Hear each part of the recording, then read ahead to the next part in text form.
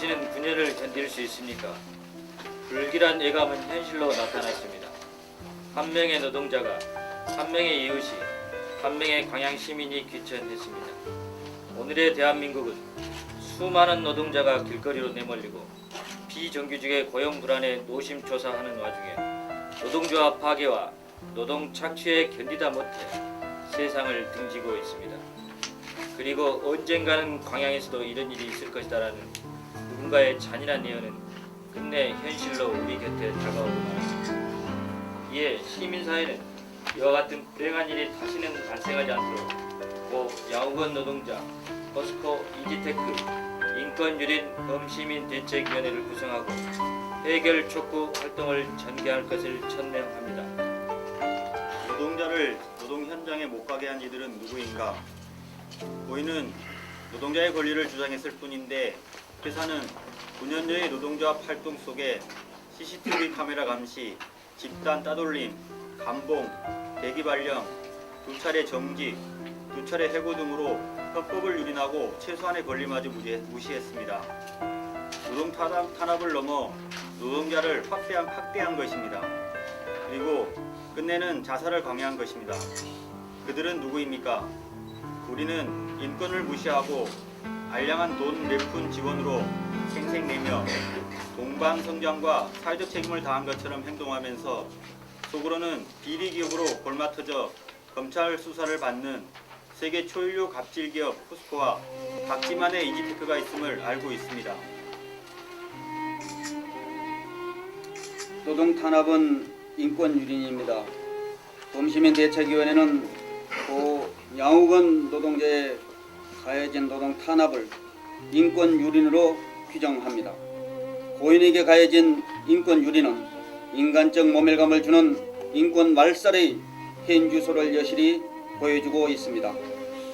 고 양우건 노동자는 2006년 취해 설립 이후 계속된 노조 탄압으로 조합원들이 모두 탈퇴했음에도 조합을 포기하지 않았습니다. 이지테크는 감봉, 무기한 대기 발령, 2차례 해고, 2차례 정직,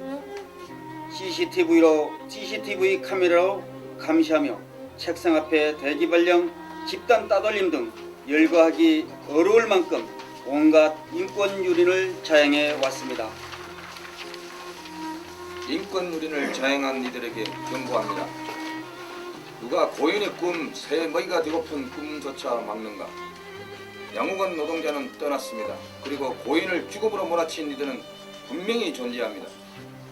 9년간 인권 유린에 시달리며 살려달라고 호소한 노동자를 외면하고 죽음에 이르게 하는 것은 원청사 포스코의 무노조, 노조 말살, 노무 관리 정책이 낳은 결과라는 것을 모르는 이는 없을 것이다. 이 시간에도 포스코와 사내 하청 업체들의 노조 탄압과 인권 유린은 이지테크에만 국한되지 않고 그들이 자랑하듯 소리 없이 움직이고 있을 것이다. 범시민대책위는 눈물의 진원곡이 마지막이 아님을 선언합니다. 현재도 수많은 노동자들이 고인과 같이 절박한 상황에 내몰리고 있습니다. 그들이 더 이상 새의 먹이가 되는 꿈을 꾸지 않고 노동자로서 노동 현장에서 동료들과 웃으며 일할 수 있도록 시민들과 함께 싸워나갈 것입니다. 고 양우건 노동자 포스코 이지테크 인권유린 범시민대책위원회 요구사항, 포스코와 이지테크의 인권으로 인한 죽음의 책임을 인정하고 사죄하라. 노동탄압, 인권유린 중단하고 재발방지를 약속하라. 짧은 노동자의 삶을 불꽃처럼 살다 가신 고 양우건 노동자의 귀천에 명복을 빌며 유가족 분들께 애도를 표합니다. 2015년 5월 20일 고 양우건 노동자 포스코 이지테크 인권유린 범시민대책위원회. 포스코와 이지테크는 죽음에 대한 책임을 인정하고 유가족에게 사과하라.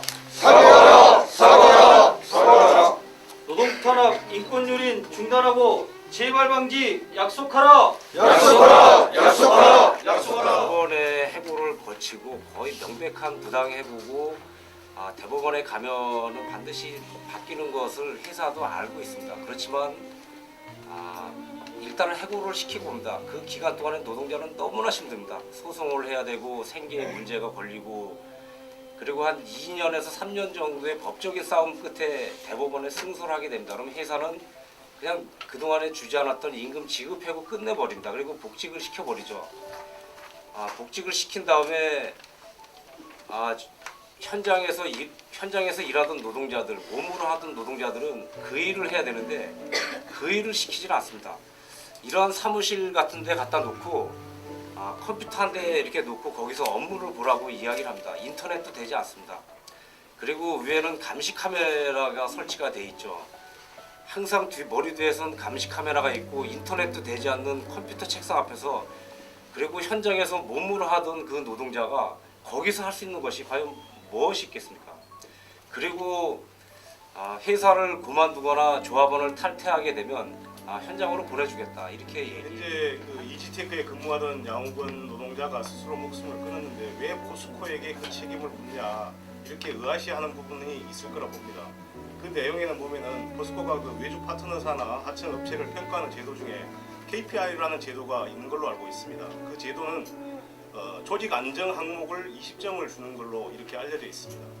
외주 파트너사가 조직이 안정이 안 되면 그 점수는 최하점을 받아서 도급을 다시 계약을 하지 못할 이런 위기까지 올 수 있다 이렇게 봅니다. 그렇기 때문에 하청 업체에서는 어떻게든지 노동조합을 없애서 조직 안정 항목에 대한 점수를 고득점을 받아야지만 됩니다.